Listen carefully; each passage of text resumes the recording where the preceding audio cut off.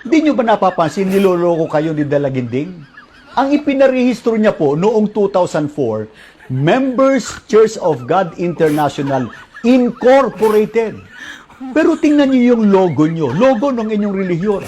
Nasaan yung incorporated? Ba't inalis nyo? Yun ang ipinarehistro ni Dalaginding.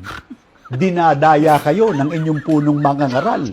At tanong pa, mga kaibigan, no? Sa mga ipinarehistro ni Dalaginding, no? Sa mga ipinarehistro niyang ito, yan po ba ay mababasa sa talata ng Biblia? Hindi po eh.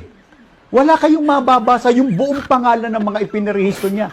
Wala po sa buong pahina ng Biblia. At magugulat kayo. Meron po siyang nakareserbang 3 na iparirehistro niya pagka na-deny yung kanyang ipinarehistro noong 2004. Ano-ano yan? Ito, makikita nyo. Ito yung kanyang reserba. Parang sasakyan na may, parang kotse na may reserbang gulong. Ano? May reserbe. Ito po, mga kaanib sa Iglesia ng Ama at ng Panginoong Hesukristo Incorporated. Isa yun sa reserba niya. Pangalawa, Members Church of God Incorporated. At pangatlo, itong kanyang reserba, Members Church of the Living